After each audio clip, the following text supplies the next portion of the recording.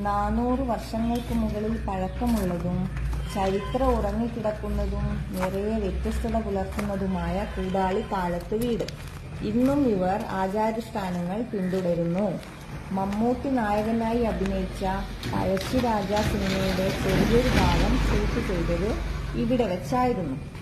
തറവാടിന്റെ ആസ്ഥാനം കണ്ണൂർ ജില്ലയിലെ കൂടാളി എന്ന ഗ്രാമത്തിലാണെന്നതും പേര് കൂടാളിത്താഴത്ത് വീട് എന്നാണെന്നതും തറവാടിന്റെ ഉത്ഭവം കൂടാളി തന്നെയാണെന്ന് ഊഹിക്കുന്നതിൽ അപാകതയൊന്നുമില്ലെങ്കിലും വാസ്തവം അതല്ല.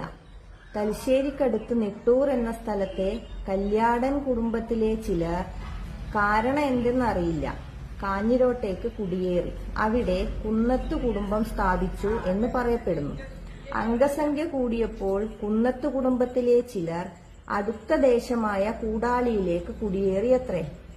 ഈ താവഴിക്കുടത്തിൽ കുന്നത്ത് എന്ന് അറിയപ്പെട്ടു.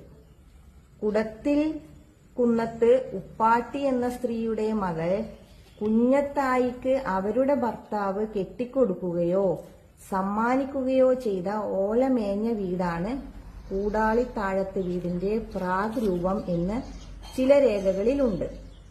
ഉയർന്ന സ്ഥലം എന്ന അർത്ഥമുള്ള കുന്നത്ത് എന്നതിന് പകരം കൂടാളിയിലെ താഴ്ന്ന സ്ഥലത്തെ വീട് അങ്ങനെ കൂടാളിത്താഴത്ത് വീടായതാകാം. കുഞ്ഞത്തായിയുടെ മകൻ രാമൻ നമ്പ്യാർ ഒരു കളരി അഭ്യാസിയും കോട്ടയം രാജാവിന്റെ വിശ്വസ്തനും ആയിരുന്നു.